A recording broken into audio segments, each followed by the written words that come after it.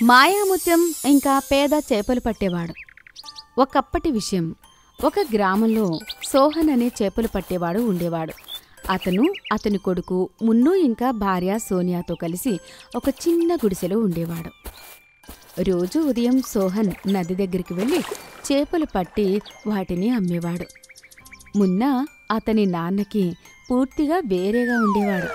అతను రోజు ఉదయాన్నే భోజనం చేసి బయట తిరగడానికి వెళ్ళేవాడు. ఇంక రాత్రి చాలా ఆలస్యంగా ఇంటికి తిరిగి వచ్చేవాడు. ఒకరోజు రాత్రి సోహన్ మున్నుతో ఇలా అంటాడు. బాబు, ఇప్పుడు నువ్వు పెద్దవాడివయ్యావు. నువ్వు నాతో పాటు చేపల వేటకి రావాలి. ఇక నీ సహాయంతో నేను చాలా చేపల్ని పట్టగలను కూడా. అయ్యో లేదు నాన్న, నేను రేపు మీకు సాయం చేయలేను. నాకు రేపు చాలా పనులు ఉన్నాయి. నేను ఒక ఫంక్షన్కి కూడా వెళ్ళాలి.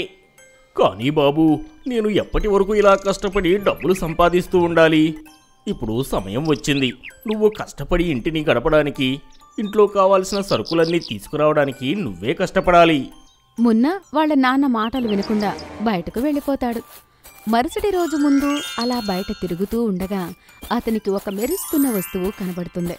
అతను దగ్గరికి వెళ్ళి చూస్తే అక్కడ ఒక అద్దాల బాక్స్ ఉంటుంది. అందులో చాలా ముత్యాలు ఉంటాయి. మున్నా ఆ బాక్స్ని ముట్టుకోగానే అందులో నుండి శబ్దం బయటకొస్తుంది. నువ్వు నన్ను సొంతం చేసుకోవడానికి వచ్చావా? నీ పేరేమిటి? నా పేరైతే మున్ను.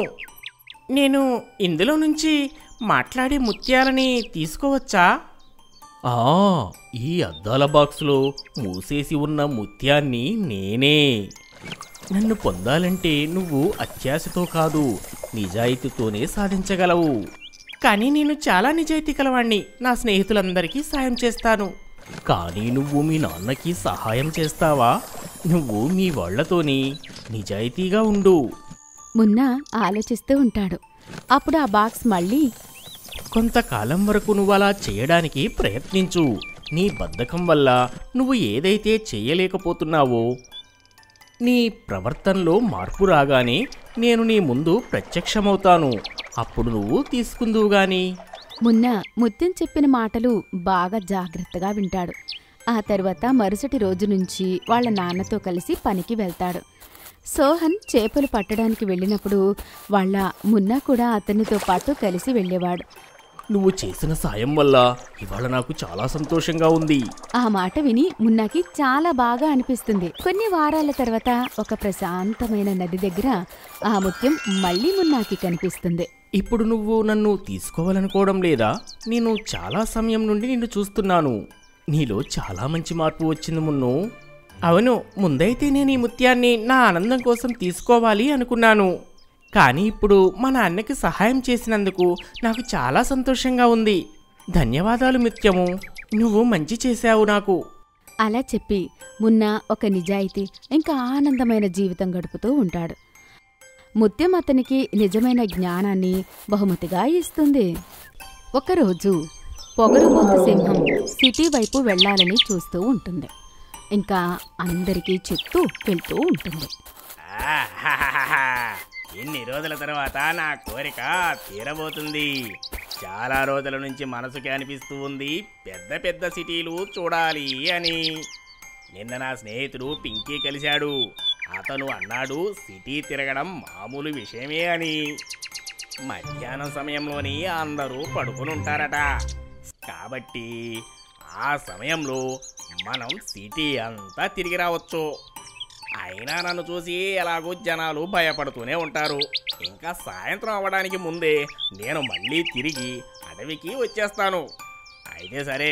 అరే కుందేలు, నేను వెళ్తున్నా. Bye bye. అరే అరే రాజాగారు, మీరేం చేస్తున్నారు? అసలు అదేం విషయం నేను ఎప్పుడూ వినలేదు. అలా అయితే మేము కూడా వెళ్ళేవాళ్ళం కదా. ఓ పిరికివాడివి, కొత్త విషయాలు చేయడానికి భయపడతావు.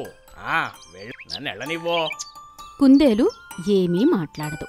కుందేలు అదే విషయం వెళ్ళి కోతి ఇంకా ఎలుగుబంటికి చెప్తుంది. అరే అరే వినండి, మన రాజుగారు పిచ్చోడు అయ్యాడు. సిటీకి వెళ్తున్నాడు తిరగడానికి. అతనికి ఎవరు చెప్పాలి?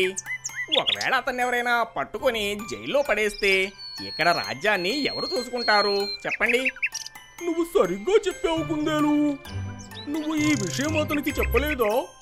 చాలాసార్లు చెప్పాను, కానీ ఆయన ఎక్కడ వింటాడు? ఏదైనా చెయ్యాలి. అరే అరే పోనివ్వు, ఇంకెవరైనా రాజు అవుతారు. అరే ఏం మాట్లాడుతున్నావు కోతి? పదా, మనమిద్దరం కలిసి అతనికి సహాయం చేద్దాము. అడవి బయట సిటీకి వెళ్లే ఒక పెద్ద రోడ్డుంది. రోడ్డు దాటగానే అక్కడ కొంతమంది పోలీసులు సింహంని చూస్తారు. అరే అరే ఇక్కడ చూడండి, పోలీసులున్నారు. రాజాగారు ఇప్పుడు ఆ రోడ్డు వైపుకు వెళ్లారు.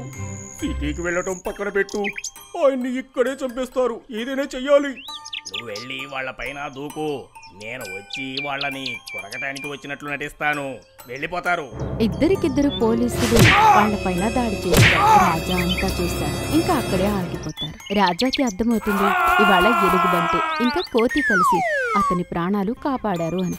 ఇంక వాళ్ళు అడవికి తిరిగి వెళ్లారు. ఇవాళ నేను బ్రతికి ఉన్నానంటే మీ వల్లే మిత్రమా, ధన్యవాదాలు మీకు.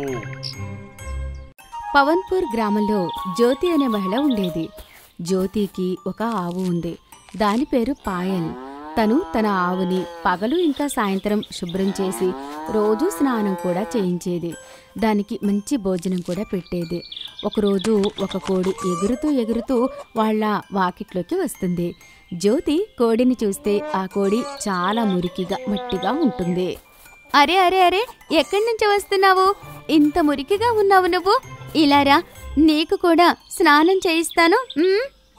జ్యోతి కోడిని నీళ్లతో స్నానం చేయిస్తూ ఉంటుంది. ఈ విషయం కోడికి అస్సలు ఇష్టం ఉండదు. కానీ జ్యోతి ఎలాగోలా కోడికి స్నానం చేయించి దానికి భోజనం పెడుతుంది. కోడి హాయిగా పడుకుంటుంది. ఇంకా సాయంత్రం అవ్వగానే ఆ కోడి లేచి చూసేసరికి జ్యోతి ఆవు పాలు పిండుతూ ఉంటుంది. ఇంకా ఆ ఆవు ఎంతలా మెరుస్తుందంటే, ఎందుకు అంటే అది రోజు స్నానం చేయించేది కాబట్టి అందంగా కనబడేది. ఆవు కోడితో ఇలా అంటుంది, ఎలా ఉన్నావు? ఎక్కడి నుంచి వచ్చావు? ఉదయం స్నానం చేయడానికి ఎందుకు అంతగా ఇబ్బంది పడ్డావు? కోడి సమాధానం ఇస్తుంది, నాకు స్నానం చేయడం ఇష్టముండదు. నేను నా యజమాని దగ్గర నుంచి పారిపోయి వచ్చాను. 2-3 గ్రామాలు దాటి వచ్చాను. నా యజమాని రోజు నా గుడ్లు ఎత్తుకుపోయేవాడు, ఇంకా బజారులో అమ్మేసేవాడు. అనుకున్నాను ఏదైనా కొత్త ఇంట్లో వెళ్ళి ఉండాలని, కానీ స్నానం చేయడం నాకు అస్సలు ఇష్టం లేదు. ఆవు దానికి అర్థమయ్యేలా చెప్తుంది. అరే అరే, శుభ్రంగా ఉంటే అనారోగ్యాలు దరిచేరవు. ఒకవేళ నువ్వు ఇక్కడే జ్యోతి దగ్గర ఉన్నావంటే నువ్వు ఎంత అందంగా తయారవుతావో చూడు. ఏమన్నావు? అందమా? అందమంటే? నువ్వు ఉదయం ఇక్కడికి వచ్చినప్పుడు ఎంత మురికిగా ఉన్నావంటే నా నోటితో నేను చెప్పలేను. నువ్వు ఒకసారి నీళ్ల దగ్గరికి రా, వచ్చి నీ ముఖం అందులో చూసుకో. పటాఫట్ కోడి నీళ్ల దగ్గరికి వెళ్ళి దాని మొహం చూసుకుని చాలా ఆనందపడుతుంది. నిజంగా నేను చాలా అందంగా కనబడుతున్నాను, కానీ ఇంతకు ముందు ఎప్పుడూ నన్ను ఇంత అందంగా చూసుకోలేదు. నువ్వు నిజం చెప్పావావు, జ్యోతి నన్ను శుభ్రం చేసినందుకు ఇలా అయ్యాను. కోడి చాలా ఆనందపడుతుంది.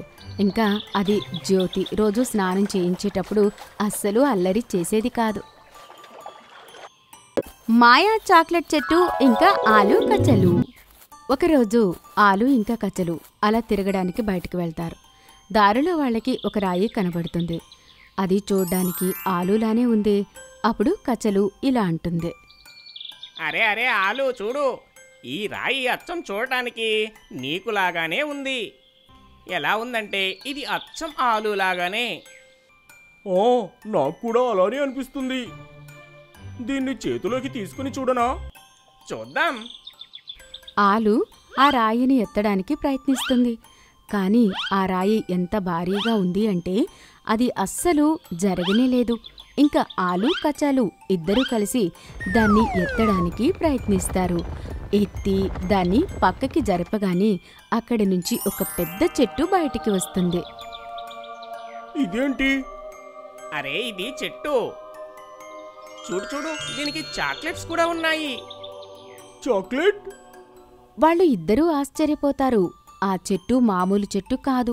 దానిపైన రకరకాల టోపీ, లాలీపాప్ ఇంకా చాక్లెట్లు ఉంటాయి. అప్పుడే ఆలుకి ఒక విషయం గుర్తుకు వస్తుంది. ఇంకా అది కచలుతో ఇలా అంటుంది.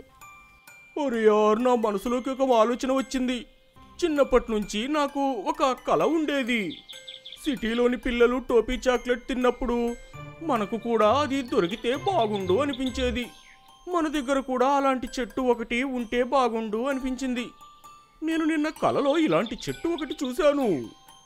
నాకేం తెలుసు ఇవాళ ఈ మాయా చెట్టు మనకే దొరుకుతుందని. ఏమన్నావు?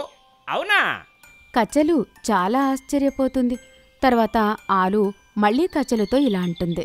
ఆ విషయాలన్నీ వదిలేయ్, పద ఇక టోపీను చాక్లెట్ మనం తీసుకుందాము. ఆలు ఇంకా కచలు ఆ చెట్టు ఎక్కి కావలసినన్ని చాక్లెట్లు తింటారు.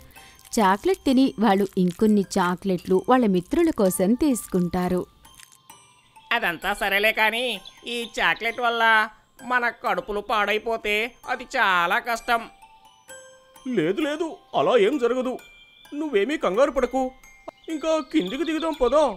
ఆలు కచ్చలు కిందికి దిగి ఒక బండిలో వాళ్ళ చాక్లెట్లు ఇంకా టోపీ వేసుకుంటారు. కానీ కాసేపటి తర్వాత తిరిగి చూస్తే అక్కడ మాయా చెట్టు లేనేలేదు. ఇద్దరూ ఆశ్చర్యపోతారు. ఇంక వాళ్ళు ఆలోచిస్తూ అలా చూస్తుంటారు. అరే అదేంటి, ఆ చెట్టు ఎక్కడికెళ్ళింది?